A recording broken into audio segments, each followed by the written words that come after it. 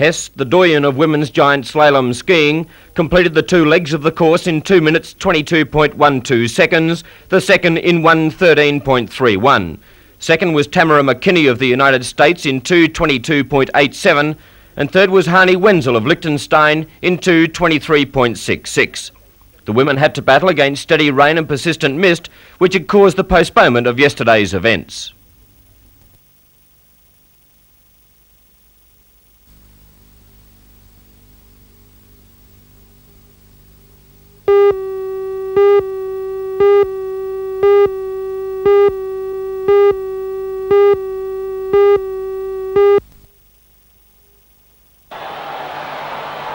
Tap was taken from the free kick and a powerful drive sent goalwards, only to be brilliantly saved by the Cologne goalkeeper. Mario was there to clean up and put Roma ahead 1-0 in the 55th minute. In the dying seconds of the game, Brazilian international Roberto Falcao made it 2-0 after a cross came into the box and was deflected on, and he made no mistake with a powerful shot.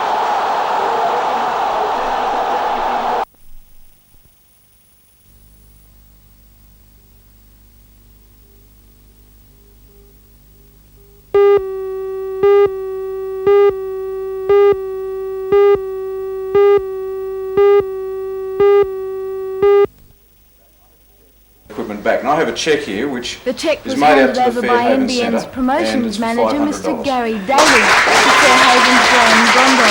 The $500 will go towards the centre's annual Christmas appeal. Money raised through this year's appeal will pay for a cottage at Kincumber. The cottage will give 4 Fairhaven people the chance to experience independence for the first time. The Fairhaven Centre has been operating for 20 years, and it's now ranked as one of Australia's top therapy centres for the intellectually handicapped. About 50 people of varying ages take part in Fairhaven's numerous training programs. Most of them spend their day outside the centre working with Central Coast firms. But the ones who stay at Port Clare are certainly not idle. Work activities range from packaging to silk screening, and in addition, classes are given in money management, reading, personal grooming and cooking. Fairhaven's administrator, Mr. John Leddy, says although the centre strives to provide the intellectually handicapped with vocational experience, its main aim is simply to boost their self-esteem.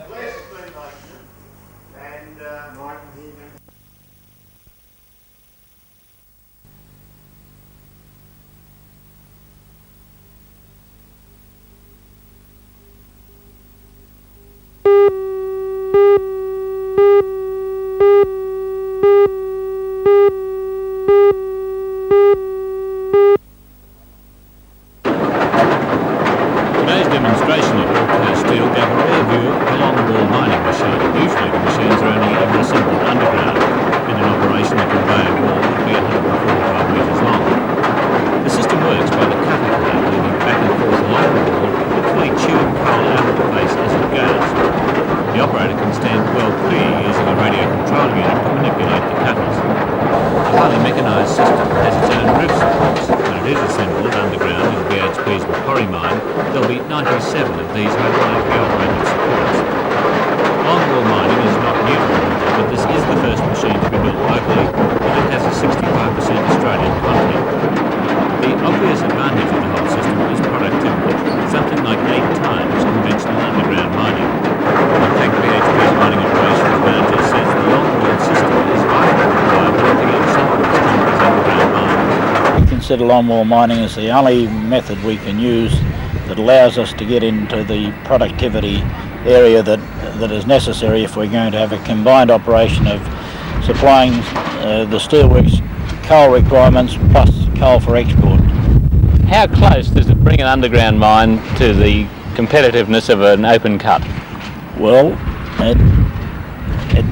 it wouldn't make an underground mine as efficient as the most efficient open cut, but an underground mine in this area with somewhat of a transport advantage on some of the open cuts, say Singleton and points further from the coast, it would bring us within the league that we can compete with those mines.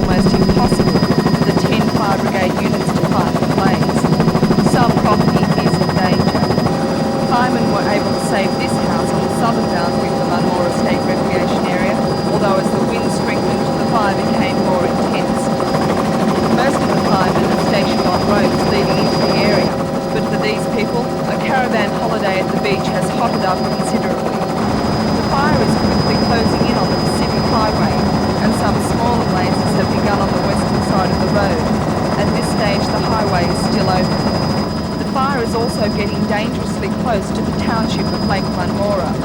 So now, both firemen and residents are praying for rain.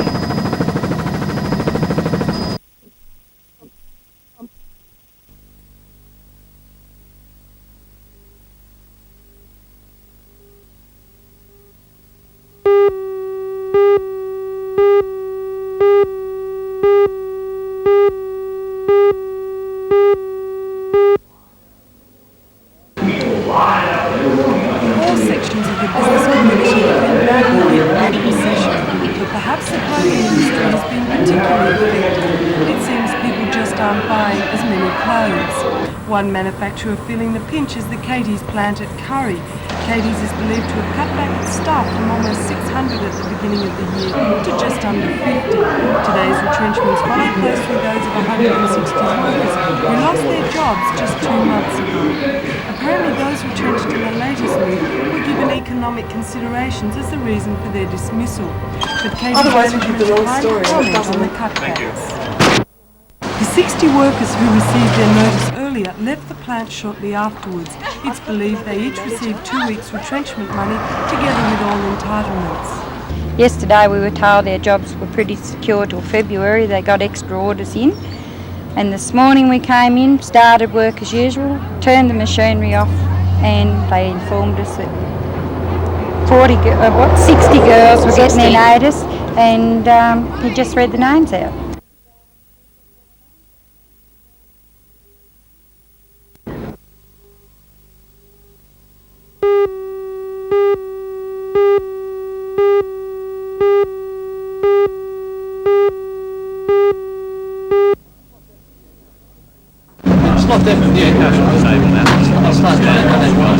The recent Hong Kong Paraplegic Games was guest pilot on board HMAS Ibis today. Robert was in the Navy in 1980. This year, his efforts as an athlete won the support of Ibis crew members. He raised some $700 in 6 months to assist Olympic International. Nice to see you. A wooden-hulled minesweeper, the Ibis is a regular visitor to Newcastle, so the crew have now decided to adopt another disabled athlete, Archer Stuart Gibson of Lambton. Has it been good within the ship to have this target of raising funds for this particular purpose? I think so. It sort of combines the sort of generosity and keeps the teamwork going, and the ship's company have enjoyed it, and certainly coming up here, and I think we've got a camaraderie now going with Newcastle, and I'd like to see it continue.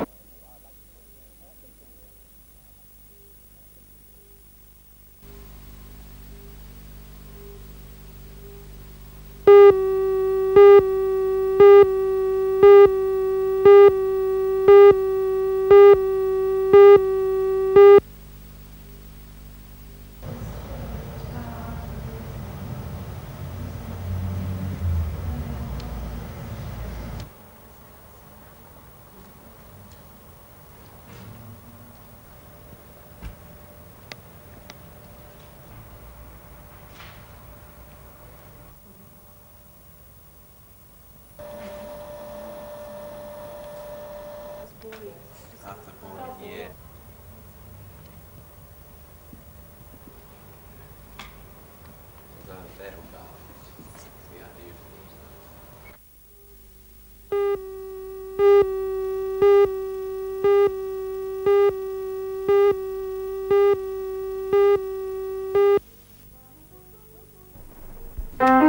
When employees of the Maitland Hospital were receiving their identification cards in October, someone obviously made sure that Sandy, the gardener's four-legged friend, was not overlooked. A fox terrier, Sandy has been the devoted companion of gardener Andy Lantry for more than 10 years. Each day he accompanies Andy to work and spends his time, in between pats and greetings from hospital staff, keeping cats, snakes and rats well away from the buildings, a job that is naturally enough considered quite important. If Andy can be seen on the hospital grounds, you can be sure that Sandy is not far away, carrying on his own designated work chores. And it looks likely that Sandy will remain very much a part of the Maitland Hospital scene until his master decides that it's time they both call it quits.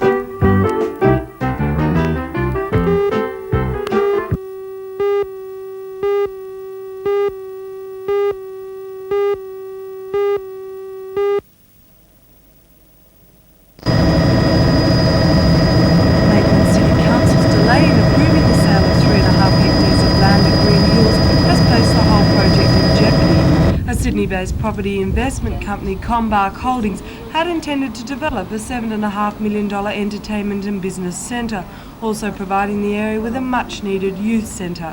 Now, unless the council decides to sell the whole land package and not the 2/3 agreed to at last night's meeting, the company will be forced to abandon the project. Today, Mrs. Louisa Godina, a director of the company, spoke about the council's decision.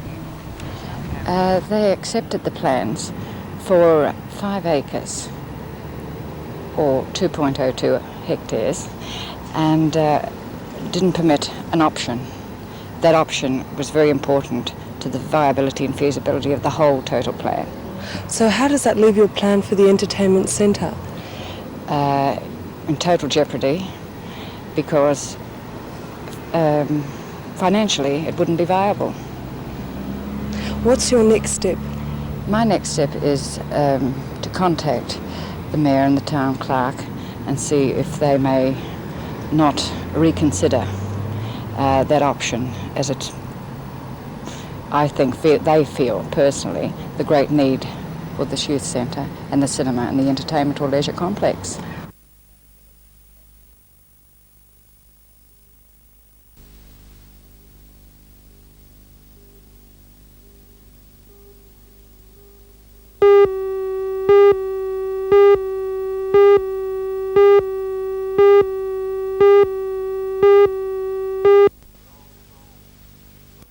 It's all for the community of Walls End. Chamber of Commerce I think that is something. Community Service Award ceremony was viewed hope last it- night by more than So I 400 do. people. The 6 recipients of the award have a long history of helping people in the area, and the awards are seen as a fitting tribute for their efforts. State Treasurer and member for Walls End, Mr. Tim Booth, presented the nominees with silver trays donated by the organisers. Here's my... Those who received awards were Mrs. Mary Blackford from the Walls End Community Development Centre, Mrs. Shirley Hancock from Walls End Hospital, Mr. Wilbur Patterson from Meals on Wheels, Mr. Norm Arnold from the Lions Club, Mr. Ray Ashbourne from Apex, and Rotarian Mr. Doug Matthews.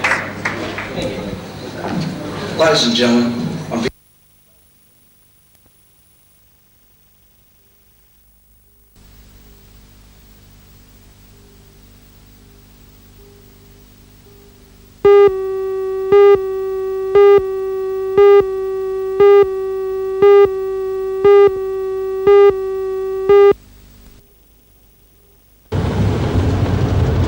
This is the sight Newcastle's drinking drivers will be fearing.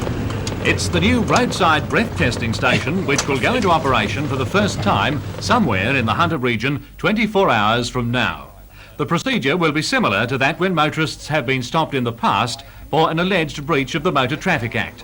The difference this time is that the police can stop any driver at any time and insist that a breath sample be taken.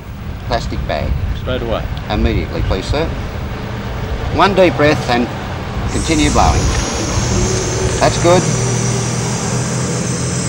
That's good. Thank you very much, sir. The crystals have not changed green, sir. You are free to go. Thank you very much. Well, that's a relief. But there is another scenario that the drinking driver must be wary of, and it's that the authorities hope will deter people from drinking and then driving. Driver, the crystals have turned green. You are now under arrest for the purpose of a breath analysis test. Remove the keys from your vehicle and come with me, please.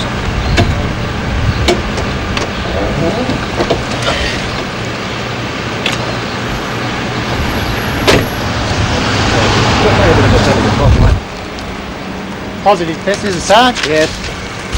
Sergeant Stan Johnson of Newcastle Highway Patrol will be the first to set up a random breath testing station in Newcastle. Well, random breath testing has been brought in an attempt to reduce the carnage on the roadway, and at present an all-out effort by working at 7 days a week, both morning and night, and very early AM of a morning, in an attempt to try and reduce the accident rate in New South Wales.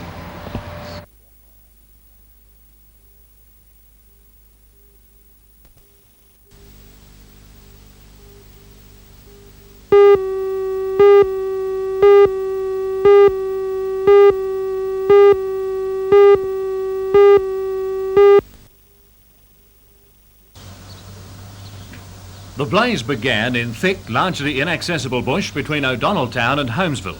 At first, there appeared to be no danger. There was little wind, and besides, several fire units were on hand to protect private property should the need arise. But with the arrival of a southerly change right on 2:15, the situation changed dramatically. The flames were whipped up into a fury. Locals remember previous occasions when just such a situation has resulted in the loss of houses at Seahampton up towards Mount Sugarloaf. Firemen had to act quickly. They had only just enough time to burn a fire break along O'Donnelltown Road to try and stop the blaze in its tracks. The plan just worked. The wind dropped sufficiently, and by the time the fire reached the break, it didn't have the pace to jump over. It's a situation which will be repeated time and again before the hot weather is past. Today's incident will serve as a useful reminder that fire is a terrible enemy. We must all be careful for everyone's sake.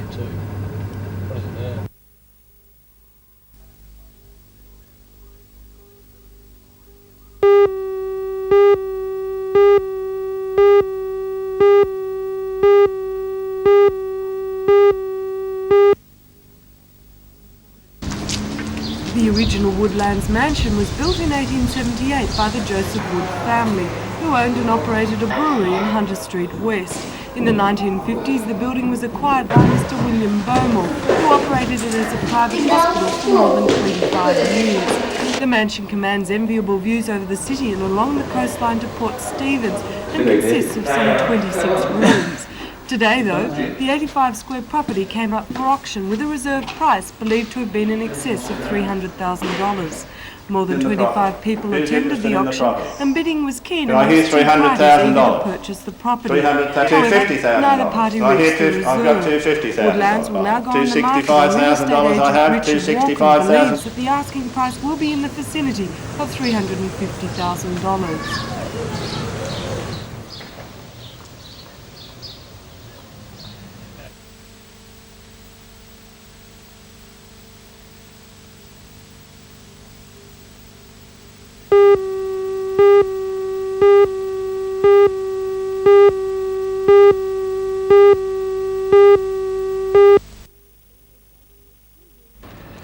Previously, the Gateshead CIS group operated in this tiny building in O'Brien Street.